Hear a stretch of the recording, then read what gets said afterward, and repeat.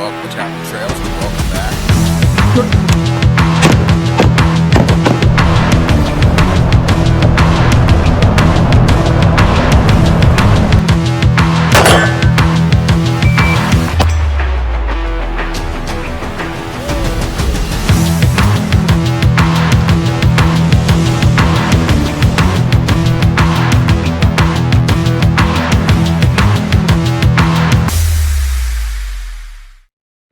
Good morning, everyone. Welcome to the channel, or welcome back. Today, I am on the range, as you can see, and we're going to be doing a little bit of a class today in a little while. I'm the first one up here, so I want to get up here early and start shooting a bit. But I decided I want to make a video about my belt. This has been a work in progress for many years now. I've gone through a few different belts, not too many, but I figured I would show it to you guys today. So, without further ado, let's go over my range belt.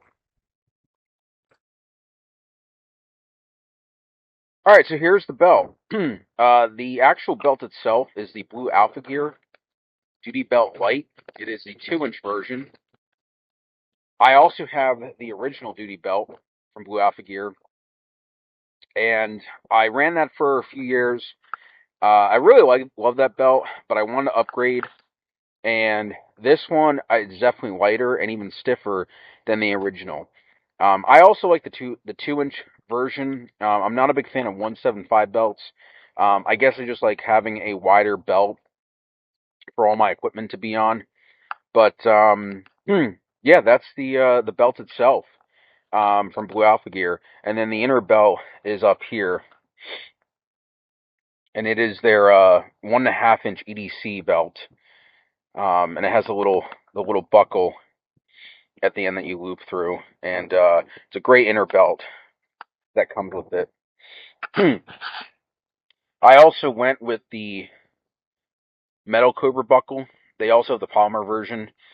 I didn't I didn't like that. It, they say it works great. I just like having the metal one. Having that Cobra buckle click is just very positive to know that the belt's not going to fall off or break. So I really like it. It's still very lightweight though. Going up here, and what I like about the belt too, I'll go over this, is that on both ends you can adjust it, just like your traditional nylon duty belts from other companies that make like duty belts for security and law enforcement. So it's really nice, a lot of adjustment, and this is, I'll go over this. This is just tourniquet pouch from North American Rescue. I do have a Cat Gen 7 in it. And I really like these pouches. They molly right in the front here. And it's very slimline. Doesn't get in the way. I can get to my tourniquet with both hands. And it's not also married to the holster. Where, I do have a couple of holster mounting brackets for tourniquets. Not for the Volt holster, but I have them for my other RDS holsters. And they're great. I absolutely love them, but tourniquet's married to the holster. And when you're like me and you're running different guns and different holsters, what happens is you have your tourniquet married to the holster, and then you can't have it on you all the time if you have a different holster. So I like this setup, very low profile. It works for me. No complaints there. The holster itself is the Safariland Volt holster. I've had this for well over a year now. Almost maybe 2 years, year and a half at least. I got it when they first came out, and I absolutely love it. It is a big holster. I know a lot of people ask me about it because it is a lot larger. I may do another video on this separately to go over the holster itself, but it is just my Glock 17. And then this is only the ALS holster. I originally was going to buy the level 3, but when I went to the store I got it from, they didn't have the level 3. So I opted to get the level 1, and I'm actually happy with the level 1, or the level 2, however you want to call it. I just call it ALS from Safariland, but a great holster, very robust. Um, yeah, I'll do another video on it probably down the road, but I just want to go over it. What it's mounted on, I'll take this off real quick if I can. If I do this with one hand.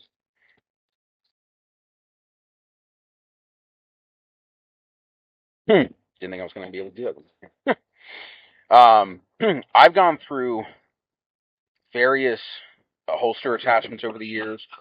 Um, I used to run the Safariland UBLs. I ran them for a long time, and then I also ran the Dropflex adapter for a long time. Um, I still like the Dropflex adapter as a thigh rig or as a holster mount. Um, but I definitely wanted something more low profile and that would actually weave into the belt and into the MOLLE.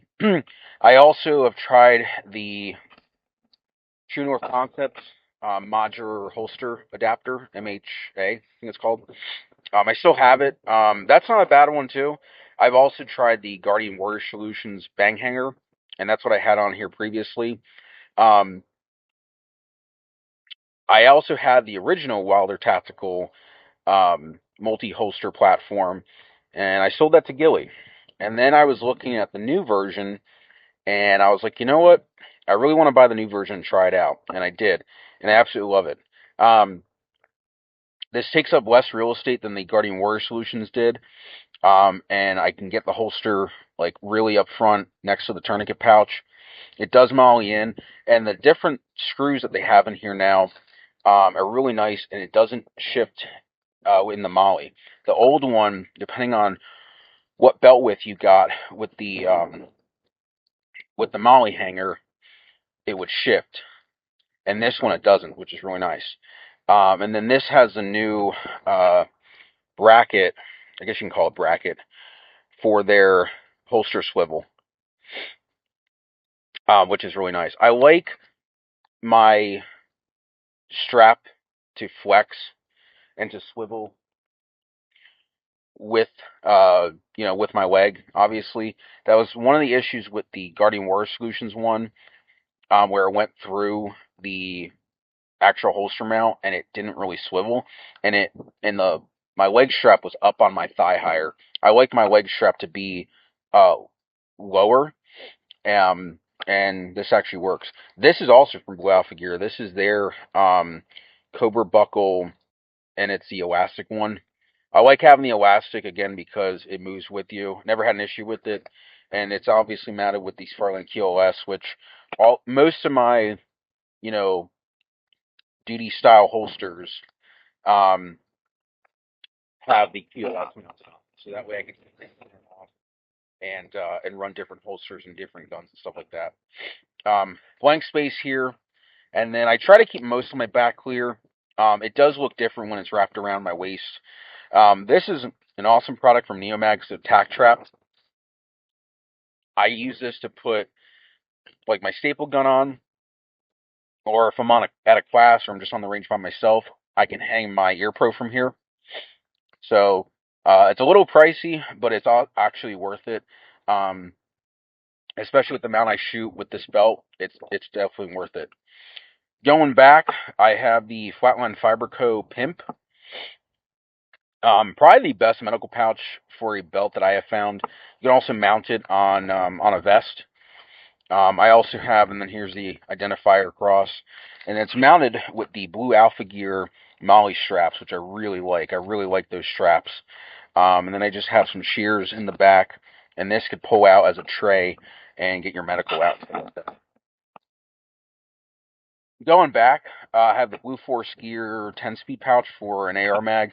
I originally didn't have this on here. It was a blank space again. However, I wasn't using this, and I figured if I don't run another mag, I just have one, I can, this will lay flat when there's no magazine in it. And I can also fit other stuff like my multi-tool. I can also fit markers in here, so which is really handy when we're running a class and students are, I need to mark a student's target, or I need to fix a gun real quick with my multi-tool with like pliers, I can have them in here, and I'm not trying to fumble for them in my pocket, something like that. So really nice. I liked it a lot. Next, two things actually. This is S-Tac Kiwi pouch. It's one of the shorty ones for an AR mag. I love the S-Tac ones. I have more S-Tac I'll get to. And then down here, I'm not going to open up. It's all rolled up right now. But I have the Flatline Fiber Co. dump pouch. And I believe this is the mini dump pouch. Yeah, this is the mini dump pouch. And I love this because it mounts under the belt or under the mag pouch itself, which is really nice. It frees up a whole lot of room, a whole lot of real estate on the belt, which I absolutely love. You know, as you can tell, I have this pretty filled out, and it works really well. So, and it keeps the dump pouch more in line and not like fully behind you, so you're not having to fumble behind you for a dump pouch, you know. Next up is the Wilder Tactical flashlight pouch. In here is just my Surefire, if I can get it out. Surefire Peacekeeper. That's one of their dual fuel lights that Surefire doesn't even make anymore, and I still have it. I've had this for several years now, and it works great still. I absolutely love it. I keep it on this belt, and it fits great in this the Wilder Tactical pouch. So, absolutely love that. And then going on over here, I just have some Glock mags, and I have the S-Tac Kiwi mag pouches. This is the double one, and then I have a single one by itself. So that way I can have three. I also will sometimes put my multi-tool in here, depending if I'm like running a class or something like that, or if I'm helping out. So yeah, and then I just have a cheap HK hook clip if I got to clip keys, gloves to it, and just mollied in here. And then these pouches are also mounted with the, let me turn it around, with the Blue Alpha Gear molly straps. So yeah, so that's the belt. Nothing too crazy, but I've been meaning to make a video about it and go over it. Here it is.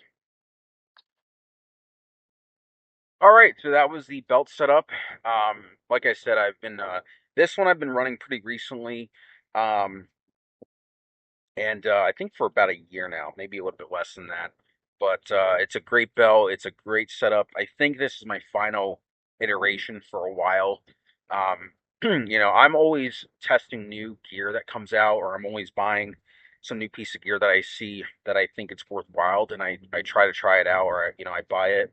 And you know, if you've been shooting for a long time or you're into firearms training, you probably know that you have a box of gear at home with box of holsters and stuff like that. So, but I think overall for now, this is what I'm going to stick with for a while. I really like it. I like the setup, and I don't see changing it right now. But you never know. I might down the road. So thanks for watching.